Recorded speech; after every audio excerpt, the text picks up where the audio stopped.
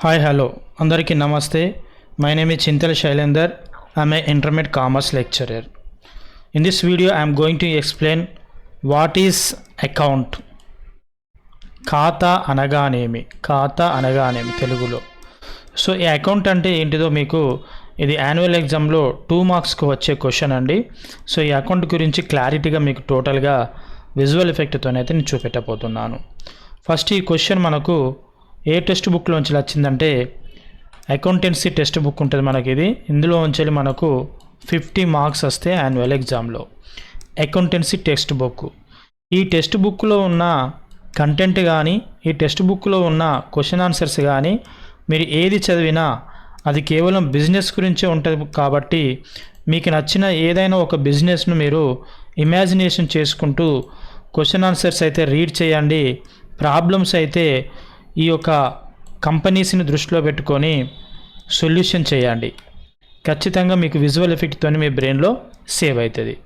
So what is account?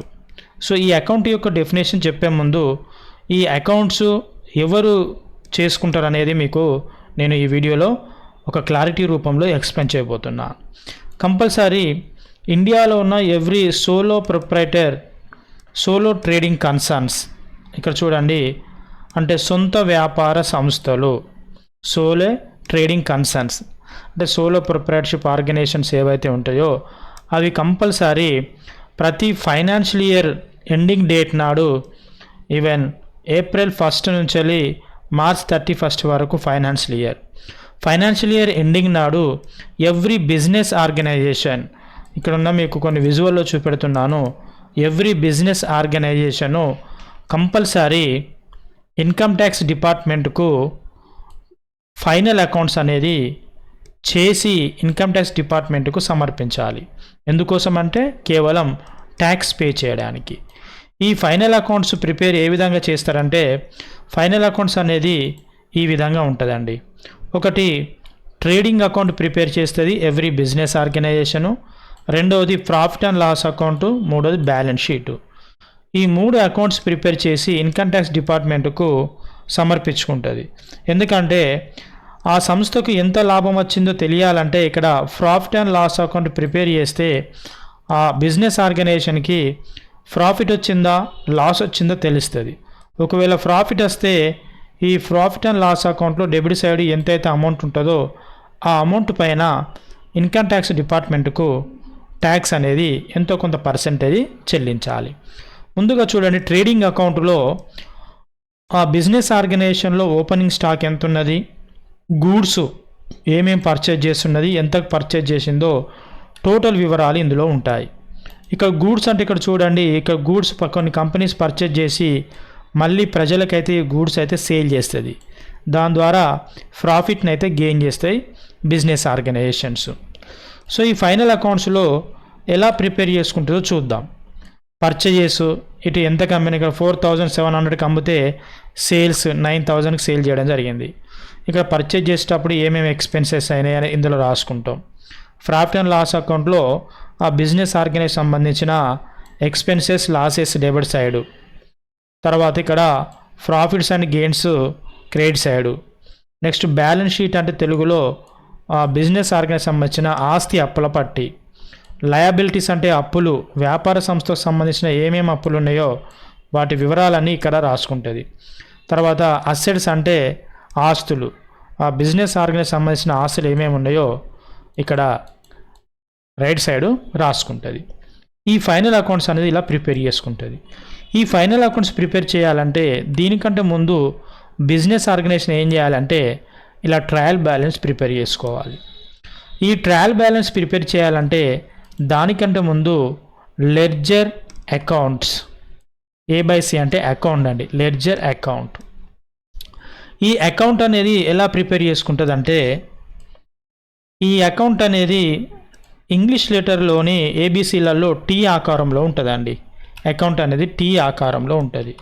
మీకు ఇక్కడ నేను సింపుల్గా డ్రా చేసి చూపెడుతున్నాను. T ఆకారంలో అకౌంట్ అనేది T ఆకారంలో ఉంటుంది. ఈ లెఫ్ట్ సైడ్ ఏరియా మొత్తము డెబిట్ పార్ట్ అంటారు, రైట్ సైడ్ ఏరియా మొత్తము క్రెడిట్ పార్ట్ అంటారు.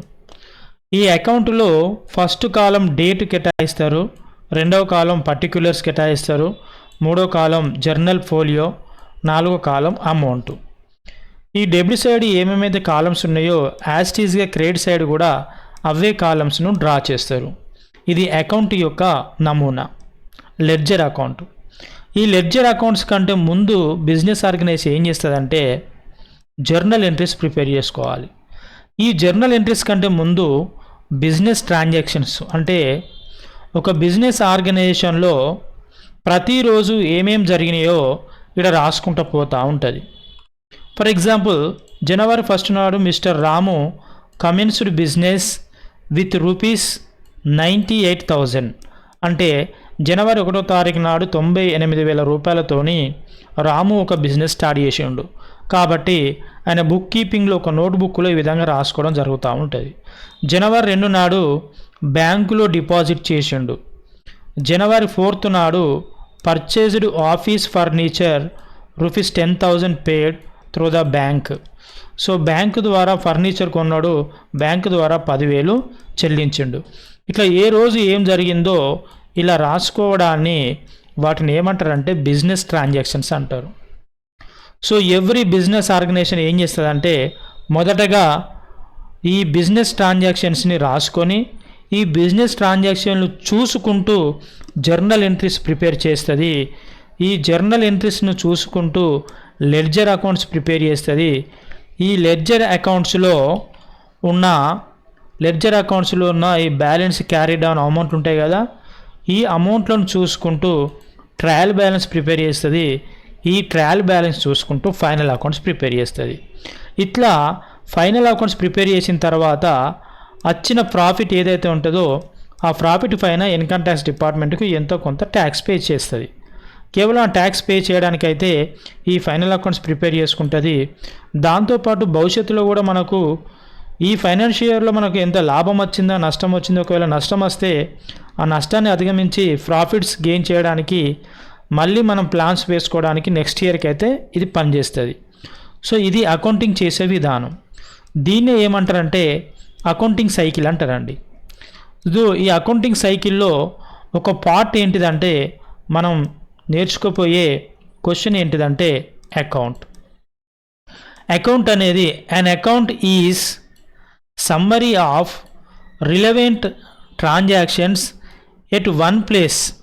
అంటే ఇక్కడ చూడండి, an account అయితే an account is summary of relevant transactions. మీరు ఇక్కడ చూడండి, బిజినెస్ ఆర్గనైజేషన్ ఏం చేస్తుంది, ఎన్నో రకాలైన బిజినెస్ ట్రాన్సాక్షన్స్ ఇక్కడ రాసుకుంటూ పోతూ ఉంటుంది. ఈ అన్ని బిజినెస్ ట్రాన్సాక్షన్స్ అన్నిటినీ చూసుకుంటూ ఏం చేస్తుంది, జర్నల్ ఎంట్రీస్ రాసుకుంటుంది.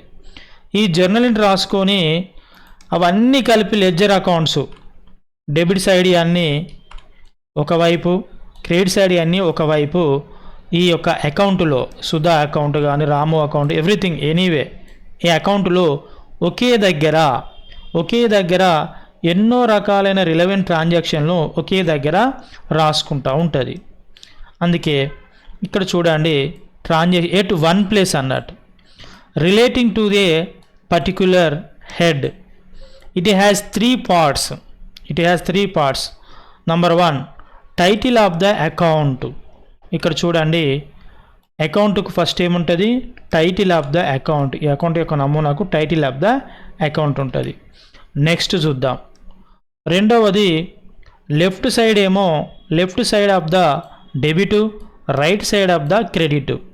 ఈ అకౌంట్కు లెఫ్ట్ సైడ్ ఏమో డెబిట్ ఉంటుంది, ఇక్కడ మీరు విజువల్లో చూడవచ్చు, లెఫ్ట్ సైడ్ ఏమో డెబిట్ ఉంటుంది, రైట్ సైడ్ ఏమో క్రెడిట్ ఉంటుంది.